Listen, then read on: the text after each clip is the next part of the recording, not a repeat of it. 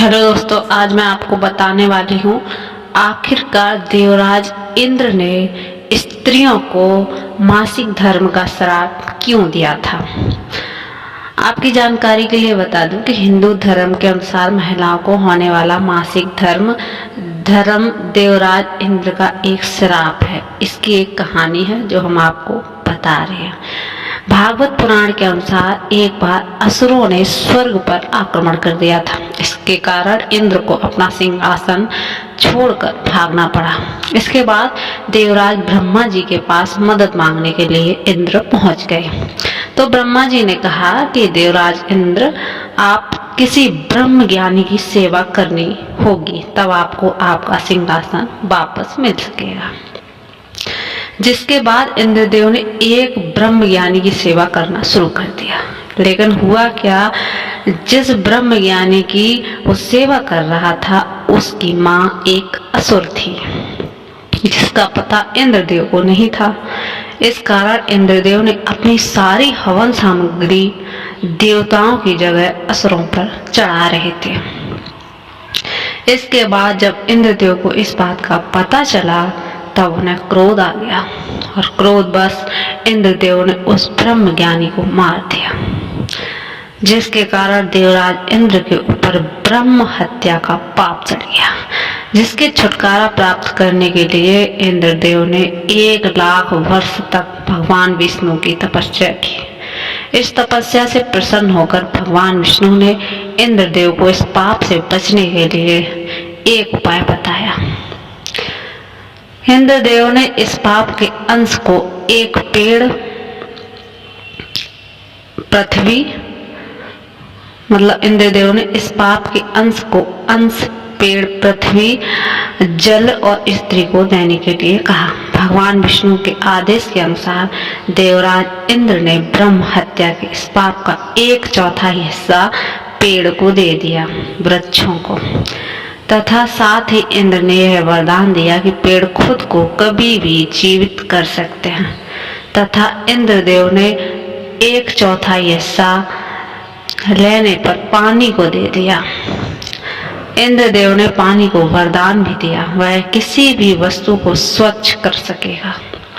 फिर 1/4 हिस्सा पृथ्वी को दिया और कहा, उसको वरदान जो दिया कि उसकी सभी चोटें अपने आप भर जाएंगी।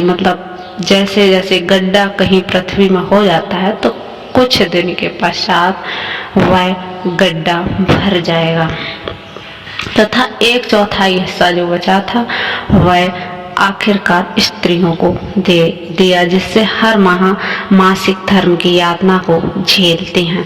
तथा इंद्रदेव ने स्त्रियों को वरदान दिया कि रति क्रिया के स्त्रियों व पुरुषों की अपेक्षा अधिक आनंद प्राप्त करेंगे। तो ये थी आज की कहानी कि ब्रह्म हत्या से बचने के लिए उनको यह सब करना पड़ा। एक पौराणिक कथा के अनुसार लोगों का मानना है कि देवी पार्वती भगवान शिव से विवाह करने के बाद हिमालय में यहाँ आईं और उन्हें पीरियड हुआ तो करीब 28 दिनों तक चला। दूसरी कथा ऋषि अगस्त्य की है।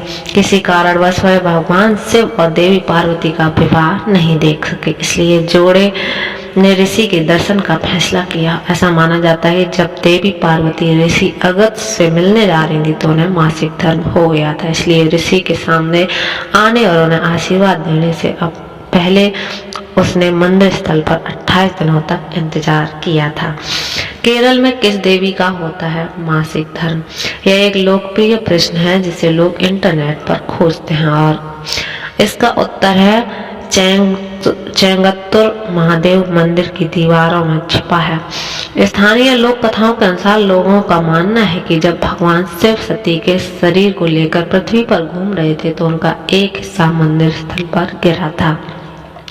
एक दिन जब पुजारी मूर्ति की सफाई कर रहे थे तो उन्होंने खून के धब्बे देखे और जब उन्होंने अपने परिवार की वरिष्ठ महिला से पुष्टि की तो उन्होंने पुष्टि की कि देवी को खून बह रहा है। तब से शहर में मंदिर को 3 दिनों के लिए बंद करने की और मूर्ति को मंदिर के दूसरे हिस्से में ले जाने की परंपरा चल रही है। चौथे दिन एक जुलूस निकाला जाता है जिसमें देवी की मूर्ति को एक हाथी पर ले जाया जाता है और संगीतकार मिथिला नदी में अनुष्ठान स्नान के लिए जाते हैं। भगवान शिव की मूर्ति के साथ एक और हाथी स्नान के बाद देवी पार्वती के आने का मंदिर के सामने इंतजार कर रहा है।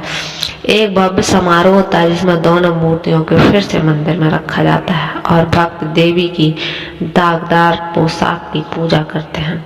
आज लोगों का मानना है कि देवी के हर महीने मासिक धर्म होता है, लेकिन अब ऐसा होना दुर्लभ है। हालांकि पुजारी अभी भी अपने घर की सबसे वरिष्ठ महिला से इसकी पुष्टि करने की परंपरा का पालन करते आ रहे हैं।